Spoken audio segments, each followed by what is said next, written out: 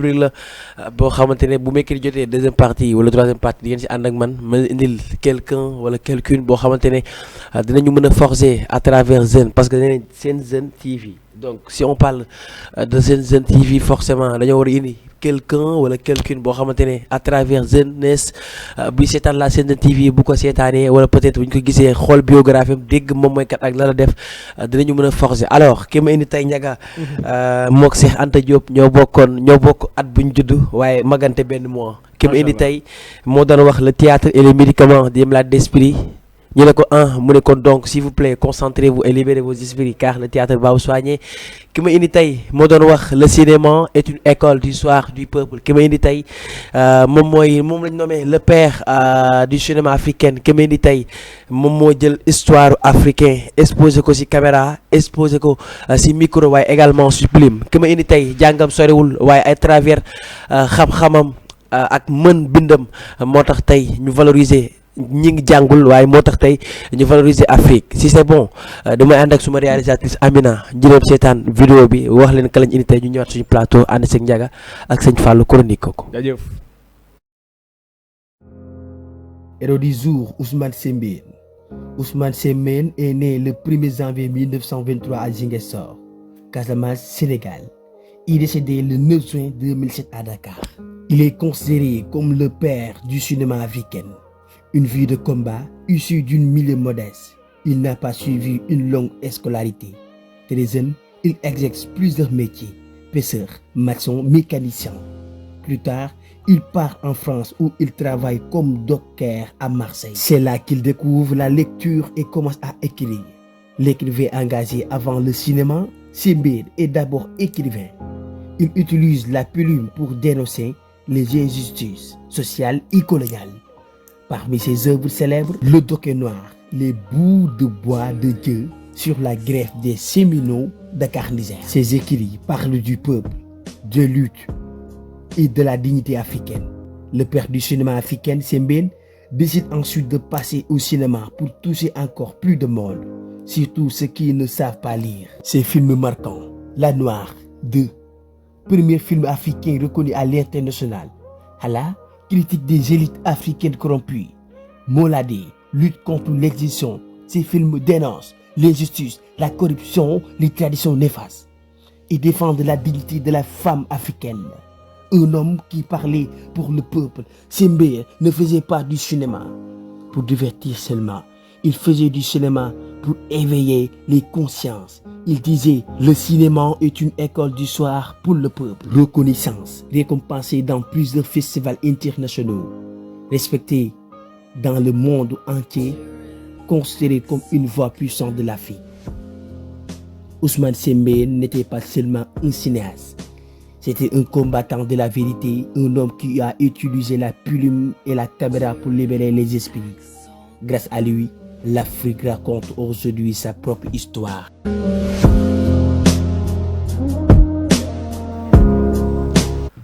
Ousmane Sembène laa leen indiloon tey suñu plateau ma mbégte ak bànneex bu baax a baax di leen ko indil li tax ma indi ko nag suma présentateur bu ma ko waxee en dehors du présentation dañ suñu xel dina dem si artiste suma présentateur bu ñu waxee en dehors di présentation suma xel dina dem si artiste la waaye itam acteur la muy El Hadj Ndiaga tey kontaan nga de Ousmane Sembène. waaw indi nga ndaanaan comme li ñuy wax nee nañ c'est le père du cinéma africain. C'est très important macha allah parce que moom dafa teel a ràññee li nga xamante ni moo di ñun noir dañu am suñu ay valeurs mais itam bokk ñu mukk ak ñi nga xamante ne ñu ngi leen di woowee ay européens wala nit ku weex bokk na ci li ko waral am na benn bés ñu koy laaj naan ko est-ce que vos séries wala vos films sont bien compris par les européens moom déjà dafa wax ni que il faut savoir que man l'Europe n'est pas mon centre. Parce que moi j'ai fait plusieurs années dans leur pays, eux ils ont fait plusieurs années dans mon pays, ils n'arrivent pas à comprendre ma langue, moi je parle leur langue. ñu ni denn waay mu wax ni il faut savoir que l'Europe n'est qu'une périphérie de l'Afrique. mooy li Cheikh Anta Diop doon wax naan l'Afrique naan c'est le berceau de l'humanité moom daf ko teel a comprendre te comme ni nga ko waxee ci vidéo bi déjà il était pêcheur il était maçon mécanicien par la suite si la nekk docker fële ca Marseille docker bi ñu ko waxee mooy ñi yanu affaire yooyu noonu.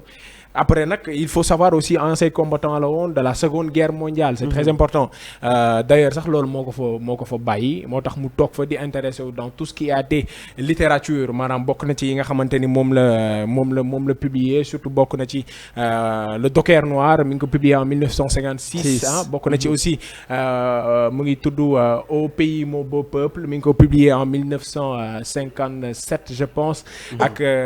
beneen bi du mu tuddati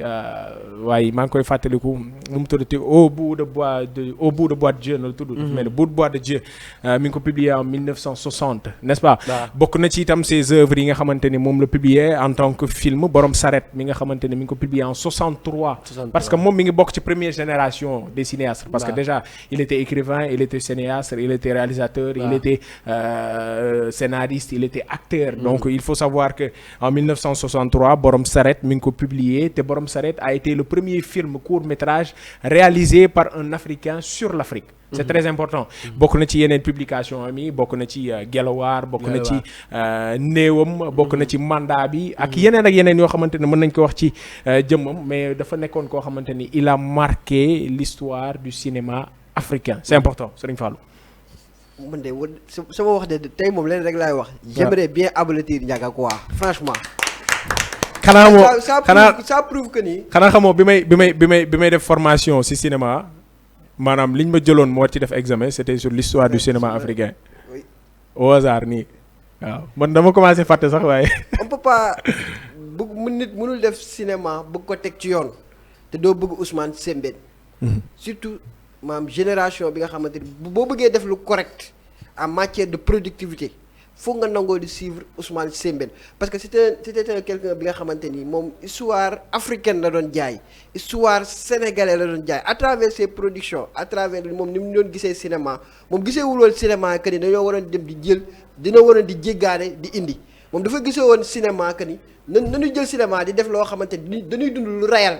ñu jël ko di ko def à travers le cinéma tey boo xoolee tey comme ça ñun suñu ñi nga xamante ni actuellement suñu maison de production yi ñoo fi ne il préfère dem duñu jox ay contenu yoo xamante ni dañ koo jëlee étranger ñëw duñu ko tuur mais Ousmane Sembène il voyait que ni suñuy cinéma dañoo war a jël suñuy réalité africain à travers ses productions da ngay xool ni moom nit ku ñuul la doon valoriser suñu culture la doon valoriser moom da ngay gis ni moom boo tey lu tax ma xam ne Ndiaga dina sori ci cinéma bi mu jëlee ni mu jëlee Ousmane Sembène teg ko en référence te boo nekkee jeune xool ñi nga xamante ni il voit de loin les choses yow da ngay teel a am fi nga xamante ni foofu ngay teg sa tànk Ousmane Sembène dafa bokkoon ci ñi nga xamante ni il dafa décomplexé ci lu ma la mën a wax décomplexé parce que cinéma boo ko bëggee def am na benn complexe d'infériorité boo xamante ni bu nekkee ci yow doo sori ci cinéma parce que tey tubaab bi tey boo jëlee benn acteur bu mel ni jox ma benn acteur français. Fallou français. waaw wala européen benn Jackie Chan boo jëlee benn Jackie Chan wala benn kii ñoom seen culture la ñuy jéem a wan africain yi seen culture la ñuy jéem a jaay. ñun pourquoi ñun am nañ loo xamante ni ñun war nañ ko mën a jaay à travers notre culture tey pourquoi tey booy jouer cinéma. nga war a mën a ñëw valoriser tey marché bu mel ni marché syndicat nga war koo mën a valoriser mais tu ne préfères pas yow doo valoriser marché syndicat mais tu préfères nga valoriser Auchan à travers tes productions. Alors que tu pourrais valoriser marché syndicat am na dànq am na uul am na solom te uul ak solom ak nangam tey boo jéewoon film nga dem ci biir uul bi biir solom tourner ko biir syndicat ça c'est une production purement naturel pikinois purement sénégalais. C'est vrai. Pourquoi ne pas produire ça mais tu préfères produire film boo xamante ni da ngay jël benn dafe dugal ko biir Auchan mu jënd nga jaay production boobu yow jaayoo production bi nga xamante ni c'est culture sénégalaise. Je pense que après dinañ ci waxtaan parce que ki ñu invité fii ci kanam acteur la on nous parlera on va parler peut-être. yaa ngi may dugal ci cinéma maanaam lan moo tax loolu am parce que souvent peut-être xaalis mooy tax wala mais Laymar li nga indi lu am solo la macha allah. oui te dugal ko ci cinéma quoi yaa ngi may zélo. am na solo ay zé film bu day waar macha allah te li mu wax nii dañ koy dëggal parce que bu ñu xoolee Bout de Bois de Dieu mi ngi doon dénoncer li nga xamante ni moo di grève yi cheminois yi doon am diggante 47 ak 48 maanaam situation sénégalais maanaam ni mu metti woon esclavage bi xeex bi jigéen yu matu et cetera maanaam révolution engagée bi nga doon wax au début ci ay phrase am juste ci vidéo bi nga dugal. d'accord am na bi nga xamante ni mi ngi doon jaay der bu ñuul ci à travers ses productions. boobu tànk turu série bi yaa ngi ko doon wax. le noir. fi moo nekk film bu gën a populaire international. waaw mooy xale bu jigéen boobu noonu mu jëloon jëloo ko film bi le noir xale bu jigéen boobu nga xamante ni ku ko xool bëgg ko à travers son teint noir son teint noir. macha allah ñu ngi jël film yaa ngi may jëloo film. sëñ Fallou li ma jaaxal mooy cinéma wu léegi ñoom ñoo ëpp matériel si li ma gis si gis-gis waaye ñoom ñoo ëpp contenu ñoo ëpp contenu quoi. léegi léegi il ne faut nga taal sa télé dem seetaani gelawaaru Ousmane Sembène dem seetaani doge noiru Ousmane Sembène pour mën a dundaat cinéma quoi parce que léegi cinéma léegi nga baal ma si kàddu gi boo amul certain corps yi duñ la jël moo tax booy léegi ñoom ñëpp a ngi suni si pour nga mën a def cinéma nga xam ne cinéma Sénégal mu ngi dee te buñ si am na ay bindkat wala am na ay bindkat boo xoolee am na ay production timis bëgguma def promotion wu ñi ko bind wala maa ngi leen di nuyu au passage. mais timis baal ma timis wax acca dimbali ma rek cinéma dama koy bàyyi mu wax. gis nga cinéma après Fallou bu ñëwee dina am dafa am fait réel ak fait fictif. waaw d'accord mais Ndiaga en tant que acteur artiste gis nga ay production dañ see war a góorgóorlu bu baax a baax. nag déjà ñoom ils ont compris que ñëpp a bëgg léegi cinéma. boo ko defee olof tamit da nga koy def ci tirage français déjà. mais Ndiaga il faut que cinéma itam indiwaat ko comme fu mu nekkoon comme lu ko kii doon comme ni ko kii waxee nu mu tudd Sëñ Fallou. pour wax la maanaam valeur u cinéma man dama doon toog suñu bundu kër miir bi xam miir amul valeur miir la rek bi nëbb li nekk si kër miir bi nii laa doon toog fu ma toog jël sama ñaari booy wax loo leen ñaari baatu olof Njaay nee na lii ngay wax ku nekk ma wax la ba nga parcuriser ko Ndiaga. ñu park olof Njaay nee na nangam sangam keneen ki mën ko wax la olof Njaay ne nangam après ma monté ko xoolal suñu koñ wallahi azim xale yi daan romb wala nit ñi dañuy romb ñu naan ñuy joxe naan miir bee lay toog pour wax la valorisation bi cinéma Ndiaga valorisation bi maanaam il faut ñu indiwaat cinéma wu Sénégal wan li fi nekk quoi. mu loolu laa gis merci Ndiaga. c'est important li ñu indil am na solo lool yow sa rubrique dafa nekk loo xamante ni tout le temps rek bu ñu koy faral di indi maanaam dañ ciy jàng benn affaire ñi ngi fi jot a indi yëpp tarkal la Laye Mar félicitation moom la ñu war a tàccu. benn baaraam ñaari baaraam ñetti baaraam ñeenti baaraam juróomi baaraam tàccu leen loxo yi tàccu leen loxo yi suy tàggatool. merci beaucoup téléspectateur mbégte bu mag a mag laa doon am di leen indi seen rubrique héros du jour donc comme ni ma ko waxee képp kuy héros wala nga héroïne pourquoi pas di jigéen di góor dañ la indi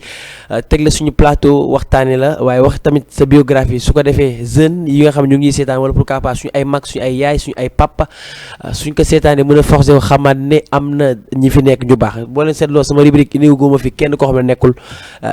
génnul Sénégal kay dama leen bëgg a wan ne Sénégal li fi ne te fii ba at bii di ñëw dinaa la indil ay rubrique ay héros yoo xam ne Sénégal bi lañ nekk du jeex du xaaj incha allah rabbi mbégte bu mag a mag daal laay am saa su ne bu may jotee seen rubrique héros du jour ma leen indil mbégte bu mag a mag laa si am walaay recherche yi voix yi montage bi mbégte bu mag a mag du ma si sonn du ma si taay mbégte bu mag a mag en tout cas moom laay am di leen ko indil merci beaucoup comme d'habitude ce soir seen émission Vue Actuelle dina daal di am ñu daal di si ànd ak Soxna Bator ak ki nga xamante ni moom mooy Adama alors ñu am benn invité de marque bu ñuy wax Djibi Sonko il est coach du développement personnel alors suñu thème léegi moo ko waral ñu invité ko muy comment rester motivé malgré les difficultés gis nañ ne léegi Sénégal jeunesse bi ñëpp démotivé donc les raisons pour lesquelles ñu indi leen boobu lay thème comment rester motivé malgré les difficultés ñu war si ànd ak Djibi Sonko mu nekk benn coach bi nga xamante coach développement personnel il est conférencier international itam day dem macha allah bitim réew di ñëw di jàngal ay nit waaye itam di def ay conférence yu am solo rawatina tey ñu nar ka accueillir suñu plateau sonnoon nañ nag balaa ñu ko démarqué pour mu ñëw Sen TV mais konk ni ñu koy waxee Sen TV télé la bi nga xamante ne saa su ne ñu ngi bàyyi xel moo tax lépp lu ñu mën a def rek ngir mën fee indi ay ndaanaan ay nit yi baax rek dinañ ko def merci beaucoup ce soir à partir de 16h 17h dinañ nekk ci présentation bi ngir fas leen gunge seen émission vue actuelle donc am na loo xam ne boo leen ko déggee ci man doo leen déggaat suma kàddu donc Ndiaga sëñ Fallou merci beaucoup à vous merci beaucoup ci invité bi war a ñëw Amina merci beaucoup Amina ci réalisation merci beaucoup aux hommes de l'ombre ba beneen leneen feneen sur la Sen TV. Alors on va faire du cinéma.